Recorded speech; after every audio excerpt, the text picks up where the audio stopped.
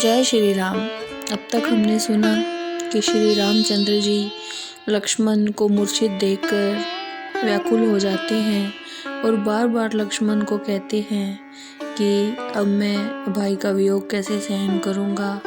श्री रामचंद्र जी तरह तरह से सोच कर रहे हैं, परंतु थोड़ी ही देर में हनुमान जी आ जाते हैं। जैसे करुणा रस में वीर रस आ गया हो और प्रसन्न होकर प्रभु श्री रामचंद्र जी हनुमान जी से मिलते हैं। हनुमान जी द्वारा लाया गया संजीवनी पर्वत सुषेण वेद को बहुत हितकारी होता है और सुषेण वेद उनसे दवाई लेकर तुरंत उपाय करते हैं, जिससे लक्ष्मण जी उठकर बैठ जाते हैं। फिर प्रभु श्री रामचंद्र जी लक्ष्मण को हृदय से लगाते हैं और हनुमान जी सुषेण वेद को लंका में पहुंचा देते हैं। आइए अब आगे सुनते हैं श्री रामचरितमानस। लक्ष्मण जी ने फिर धूम्राक्ष, अकंपन, प्रहस्त, अतिकाय और महोदर का वध किया। यह समाचार सुनकर रावण अत्यंत दुखी हो गया और बार बार अपना सिर पीटने लगा। व्याकुल होकर वह कुंभकर्ण के पास आया और अनेक उपाय से उसे सोते से जगाया। जागा निसीचर देखें कैसे, मानहु काल देह धरी बैसा। कुंभकर्ण कहू भाई, काहे तव मुख रहे सुखाई। कुंभकर्ण के जागने पर वह ऐसा दिखाई पड़ रहा था मानो शरीर धारण किया हुआ साक्षात काल हो। कुंभकर्ण ने पूछा, हे भाई, तुम्हारा मुख क्यों सूख रहा है। कथा कही सब तेई अभिमानी, जही प्रकार सीता हरियाणी। तात कपि ने सब निसीचर मारे, महा महा जोधा संगारे। इस पर घमंडी रावण ने वह सारी कथा उसे कह सुनाई कि किस प्रकार सीता का हरण कर लाया था। इसके बाद वो रावण बोला, हे भाई, वानरों ने हमारे सब बड़े बड़े वीर योद्धा मार डाले हैं। दुर्मुख सुरृप मनुज आहारी, भट अतिकाय कंपन भारी। अपर महोदर आदिक बीरा, परे समय मही सब रणधीरा। सुनी दस्कंदर वचन तब, कुंभकर्ण बिलखान। जगदम्बा हरि आनी अब, सठ चाहत कल्याण। रावण की बात सुनकर कुंभकर्ण बिलक कर बोला, हे मूर्ख, साक्षात जगदम्बा सीता जी का हरण करके अब तू अपना भला चाहता है। बल न कीन्ह ते निसीचर नाहा, अब मोहि आए जगाही काहा। अजहु तात त्यागी अभिमाना, बजहु राम होई कल्याणा। हे निशाचरों के स्वामी रावण, तुमने ये अच्छा नहीं किया। अब मुझे आकर किस लिए जगाया है। अब भी तुम अपना अभिमान छोड़कर श्री रामचंद्र जी की आराधना करो तो तुम्हारा कल्याण हो सकता है दसीस मनुज रघुनायक, जाके हनुमान से सायक। अहम बुद्धु ते किन्हीं खोटाई, प्रथम ही मोहि न सुनाही आई। हे दशानन, क्या प्रभु श्री रामचंद्र जी एक साधारण मनुष्य हैं जिनके हनुमान जैसे सहायक हैं।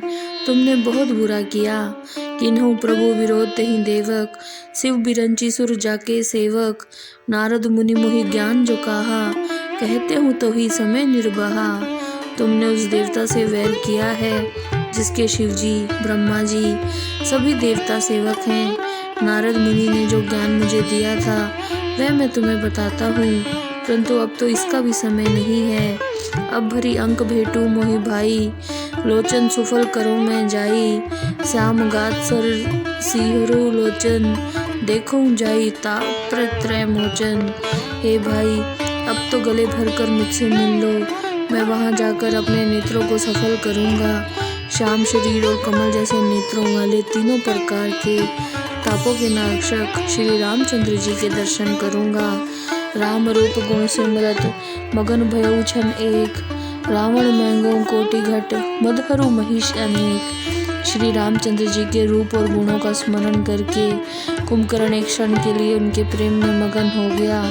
महिष खाई करी मदिर पाना, गर्जा वज्रा घात समाना। कुंभकर्ण दुर्मद रन रंगा, चला दुर्ग तजी सेन न संगा। युद्ध के उत्साह से परिपूर्ण कुंभकर्ण लंका गढ़ को छोड़कर अकेला ही चल पड़ा। उसने अपने साथ सेना भी नहीं ली।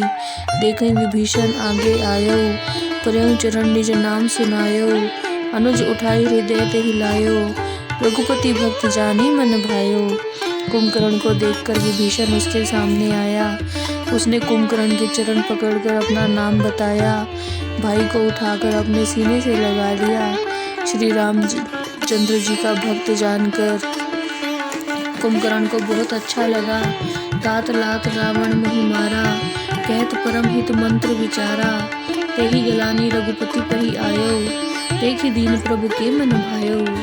विभीषण बोला, हे तात, परम हितकारी मंत्रणा और विचार प्रकट करने पर रावण ने मुझे लात मारी। उसी गलानी वश में श्री रामचंद्र जी के पास चला आया और प्रभु ने मुझे दीन समझकर अपने मन से अपनाया। सुनसत भयउ कालवश रावण, सो की मानव परम सिखावन। धन्य धन्य तै धन्य विभीषण, भयउ तात निसीचर कुलभूषण। बंधु वंश तै कीन्हे उजागर, भजेउ राम सो भा सुख सागर। कुंभकर्ण बोला, हे पुत्र सुनो, रावण तो काल के वशीभूत हो गया है, अब वह उत्तम शिक्षा कैसे मानेगा। हे विभीषण, तुम धन्य हो, तुम राक्षस कुल के भूषण हो। तुमने हमारे वंश का नाम उजागर कर दिया। जो शोभा और सुख के धाम प्रभु श्री रामचंद्र जी की तुमने आराधना की है। वचन कर्म मन कपट तजी, भजेउ राम रणधीर। जाहु न निज पर सूझ मोहि, भयउ काल बस वीर।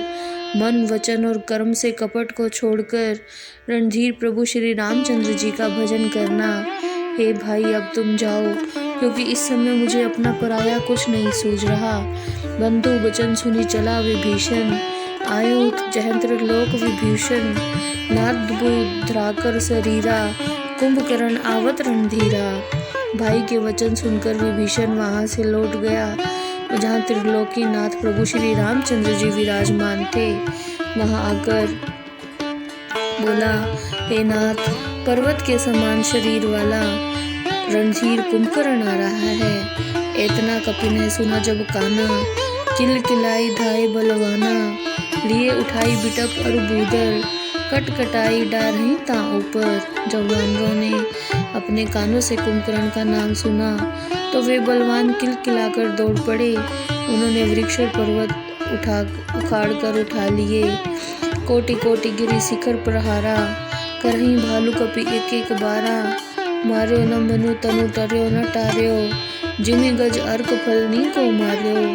अनेक पर्वतों के शिखर पर वृक्षों का प्रहार वे कुंभकर्ण पर करते हैं, परंतु कुंभकर्ण का ना तो शरीर हिला और ना ही मन विचलित हुआ। तब मारुत सुत मुठिका हन्यो, पर्यो धरनी व्याकुल सिर धुन्यो। पुनि उठी ते ही मारो हनुमंता, दुर्मित भूतल परे हूँ तुरंता। तब पवन पुत्र हनुमान जी ने कुंभकर्ण की छाती में एक घूसा मारा, जिससे वह विचलित हो गया। परंतु जब उसने उठकर हनुमान जी को घूसा मारा तो वो चक्कर खाकर पृथ्वी पर गिर पड़े। पुनि नल नीलई अवनी पछारसी, जहाँ तह पटक पटक भट डारसी। चली बलि मुख सेन पराई, अति भय त्रसित न को समाई। फिर कुंभकर्ण ने नल और नील को भी पछाड़ दिया और कितने ही योद्धाओं को पटक कर पृथ्वी पर डाल दिया। अंगद आदि कपि मरुच्छित, करी समेत सुग्रीव। कांख दावी कपिराज कहूँ, चला अमित बल सीव। अंगद आदि वानरों को सुग्रीव सहित मूर्छित कर सुग्रीव को बगल में दबाकर कुंभकर्ण ले चला। उमा करत रघुपति नर लीला, खेल गरुड़ जिमि अहिगन मीला। भ्रुकुटी भंग जो काल्हि खाई, ताहि की सोई ऐसी लड़ाई। शंकर जी कहते हैं, पार्वती, श्री रघुनाथ जी ऐसी नर लीला कर रहे हैं जैसे सर्पों के समूह में मिलकर गरुड़ खेलते हों। जो भ्रुकुटी को तिरछा करते ही काल को भी खा जाते हैं, उसे कैसा युद्ध शोभा देता है। जय श्री राम।